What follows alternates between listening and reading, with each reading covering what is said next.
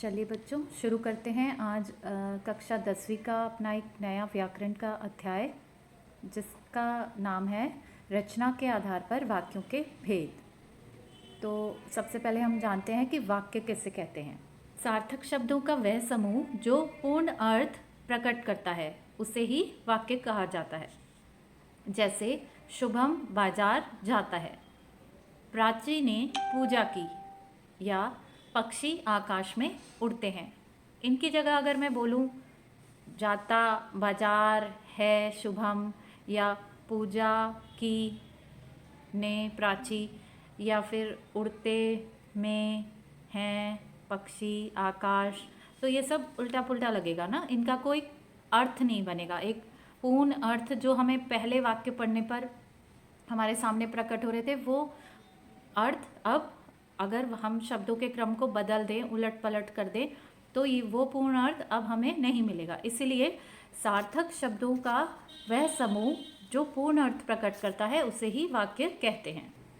देखते हैं वाक्य की कुछ विशेषताएं।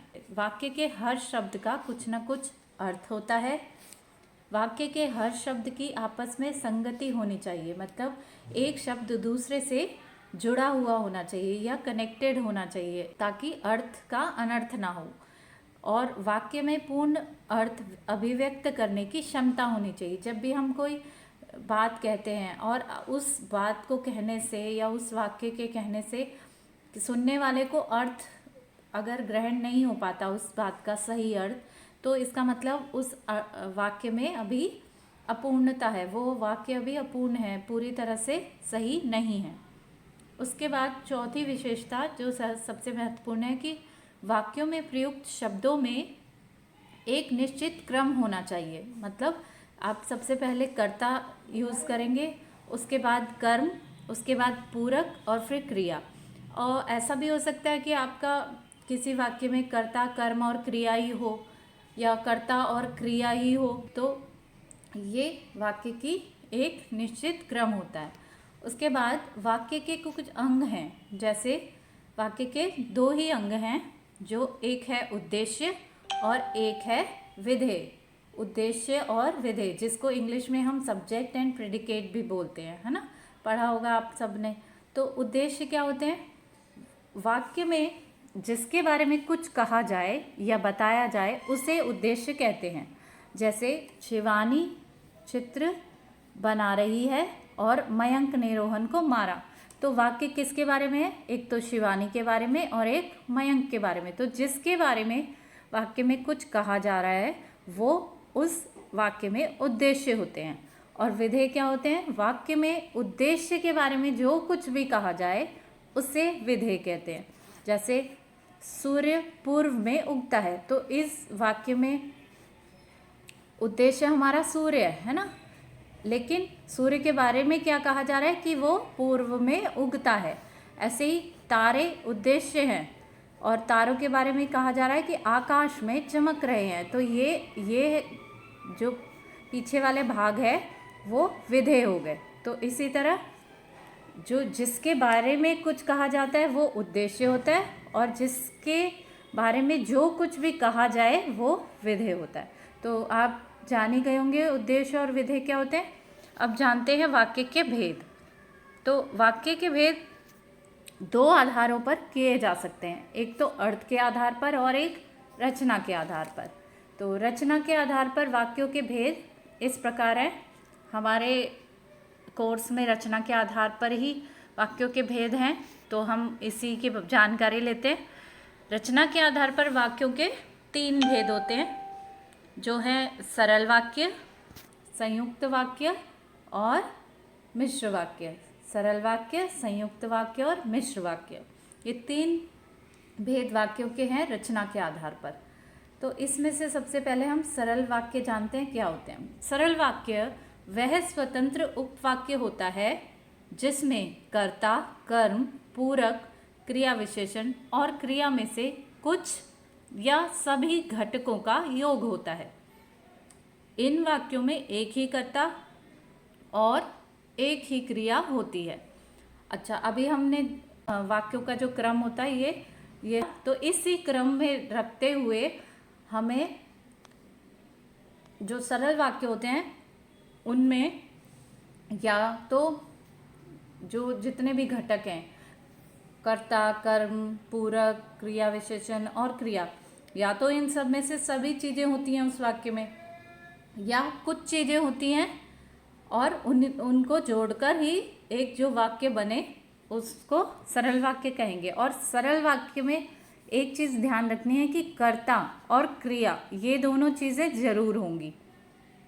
ठीक है, तो जैसे हम यहाँ इनके उदाहरण देखें। पहला उदाहरण है हमारा, आयुष क्रिकेट खेल रहा है। आयुष कर्ता हो गया, खेल रहा है हमारा क्रिया हो गई, और क्रिकेट हमारा कर्म हो गया। तो इसमें इस वाक्य में हमारे कर्ता, कर्म और क्रिया है। उसी तरह दूसरा वाक्य है, सुबह होते ही पक्षी चहचहाने लगे। तो यहाँ पक्षी कर्ता है, चहचहाने लगे क्रिया है, और ये हमारी पूरक हो गया। तो इसमें पूरक, कर्ता और क्रिया। और अंतिम वाक्य हमारा, पुलिस अपराधियों को पकड़ती है। पुलिस हमारा कर्ता हो गई और पकड़ती हमारी क्रिया हो गई, और अपराधियों को ये कर्म हो गया। तो इस वाक्य में भी कर्ता, कर्म और क्रिया है। तो हमने देखा तीनों वाक्यों में कर्ता और क्रिया, कर्ता और क्रिया, कर्ता और क्रिया। इसका मतलब यहाँ जैसे हमें बताया था कि सरल वाक्य जो है उनमें कर्ता और क्रिया अवश्य ही होती है और एक ही होती है। तो ये तीनों जो हैं, ये तीनों हमारे सरल वाक्य के उदाहरण हैं। दूसरा है हमारा संयुक्त वाक्य। संयुक्त वाक्य में दो या दो से अधिक स्वतंत्र उपवाक्य किसी भी योजक, यानी योजक कौन से, समुच्चय बोधक, या आपने अपनी पिछली कक्षाओं में पढ़े हैं समुच्चय बोधक किन्हें कहते हैं, जैसे किंतु, लेकिन, पर, इसलिए, या, अथवा, तथा और भी कई होते हैं समुच्चय बोधक। उनके द्वारा जब दो वाक्य जुड़े होते हैं तो वो संयुक्त वाक्य का उदाहरण होता है, और वो दोनों ही वाक्य पूर्ण अर्थ का बोध कराते हैं। जैसे उदाहरण के रूप में देखें, आज मेरी परीक्षा है, एक ये पूर्ण वाक्य है, इसलिए विद्यालय जा रहा हूँ। अगर कोई बच्चा बोले आज मेरी परीक्षा है, तो ये वाक्य भी पूर्ण वाक्य है। ठीक है, और विद्यालय जा रहा हूँ ये भी पूर्ण वाक्य है। और इन दोनों पूर्ण वाक्यों को किस समुच्चय बोधक से जोड़ा गया है, इसलिए। तो जब दो पूर्ण वाक्य एक समुच्चय बोधक द्वारा जोड़े जाएं तो वो संयुक्त वाक्य का उदाहरण बन जाते हैं। उसी तरह दूसरा उदाहरण देखें, वे घर पहुंच गए हैं, वे घर पहुंच गए हैं, किंतु थोड़ी देर ही रुकेंगे। तो इनको किस समुच्चय बोधक द्वारा जोड़ा गया, किंतु। उसी तरह तीसरे उदाहरण में, मैं बाजार जा रहा हूँ और किताबें लाऊंगा। तो ये और समुच्चय बोधक से दोनों वाक्य जोड़े गए हैं। तो जहाँ दो वाक्यों को किसी समुच्चय बोधक द्वारा जोड़ा जाता है तो वो संयुक्त वाक्य के उदाहरण होते हैं। अब तीसरा हमारा वाक्य है, तीसरा वाक्य का प्रकार मिश्र वाक्य। मिश्र वाक्य में दो या दो से अधिक उपवाक्य होते हैं, जिनमें से एक प्रधान या मुख्य उपवाक्य होता है और एक गौण या आश्रित उपवाक्य होता है। जैसे हमने देखा संयुक्त में भी दो उपवाक्य होते हैं, उसी तरह मिश्रित वाक्य में भी दो उपवाक्य होते हैं, लेकिन इसमें एक प्रमुख उपवाक्य होता है और एक आश्रित उपवाक्य होता है, यानी उस पर डिपेंडेंट है। आश्रित वाला वो मुख्य उपवाक्य पे आश्रित होगा। जैसे वे दोनों उपवाक्य किसी न किसी अधिकरण योजक युग्म, जैसे जो, सो, जैसा, वैसा, जिसकी, उसकी, यदि, तो, जिसे, उसे, वही, जिसे, जब तक, तब तक आदि से जुड़े होते हैं। जैसे उदाहरण देखेंगे तो आपको समझ आएगा, यह वही स्कूल है जिसमें राहुल पढ़ता था। यह वही स्कूल है जिसमें राहुल पढ़ता था, यानी वही और जिसमें। तुमने जैसा किया था वैसा फल मिल गया। जब वह स्टेशन पहुंचा तब गाड़ी आई। तो यहाँ पर हम देख रहे हैं कि कुछ योजक हैं, व्यधिकरण योजक, जैसे जब, तब, जैसा, वैसा। तो इन तरह के योजकों द्वारा ये वाक्य जुड़े होते हैं और एक जो आश्रित उपवाक्य है वो प्रमुख उपवाक्य पे आश्रित होता है। अब हमें ये कैसे पता चलेगा कि दोनों उपवाक्यों में से कौन सा आश्रित है और कौन सा उपवाक्य है? तो इसको पता करने का एक तरीका है। अब हम कैसे पहचान करेंगे कि प्रधान उपवाक्य कौन सा है और आश्रित उपवाक्य कौन सा है? जैसे ये इस उदाहरण को देखिए, यदि मैं परिश्रम करता तो मैं सफल हो जाता। यदि मैं परिश्रम करता तो सफल हो जाता। अब इस वाक्य को अगर मैं सरल वाक्य में बदल दूं, परिश्रम करने पर मैं सफल हो जाता, है ना? क्योंकि इस वाक्य में हमने कोई भी योजक नहीं लगा रखा है। परिश्रम करने पर मैं सफल हो जाता, इसमें कोई योजक नहीं जुड़ा। देख रहे हैं आप, यदि भी हट गया यहाँ से और तो भी हट गया, है ना? इस वाक्य में से यदि और तो दोनों जो थे वो हट गए हैं। तो मिश्र वाक्य को सरल वाक्य में बदला। यदि मैं परिश्रम करता, इसमें परिश्रम करता क्रिया जो है, परिश्रम करता क्रिया वाक्य को सरल बनाने पर बदल गई, है ना? यदि मैं परिश्रम करता, तो ये परिश्रम करता जो क्रिया थी ये परिश्रम करने पर बन गई। लेकिन यहाँ जो क्रिया है सफल हो जाता, वो वैसी की वैसी ही रही, सफल हो जाता। सफल हो जाता क्रिया में कोई बदलाव नहीं हुआ। तो इस प्रकार हम कह सकते हैं कि जिन क्रियाओं में सरल बनाने पर वाक्य को, यदि हम सरल वाक्य बनाएं मिश्र वाक्य को, तो जो क्रियाएं बदल जाती हैं उससे संबंधित उपवाक्य आश्रित उपवाक्य होगा और जो नहीं बदलती वो उपवाक्य प्रधान उपवाक्य होगा। यानी ये इसमें जो दो वाक्य थे इस मिश्र वाक्य में, यदि एक वाक्य था यदि मैं परिश्रम करता और एक वाक्य था तो मैं सफल हो जाता, तो इन दोनों में से प्रधान कौन सा हुआ? सफल हो जाता। ये वाक्य प्रधान उपवाक्य होगा क्योंकि इसमें कोई परिवर्तन नहीं आया। जबकि इस यदि मैं परिश्रम करता, इस वाक्य में परिवर्तन आ गया, ये बन गया परिश्रम करने पर, है ना? तो जिसमें बदलाव आता है, जिस वाक्य में बदलाव आ जाता है सरल बनाने पर, वो आश्रित होता है और जिसमें बदलाव नहीं आता वो प्रधान उपवाक्य होता है। तो हमने देखा इस वाक्य में यदि मैं परिश्रम करता तो सफल हो जाता, इस पूरे मिश्र वाक्य में आश्रित उपवाक्य हुआ हमारा यदि मैं परिश्रम करता, और तो सफल हो जाता हमारा प्रधान उपवाक्य हो गया।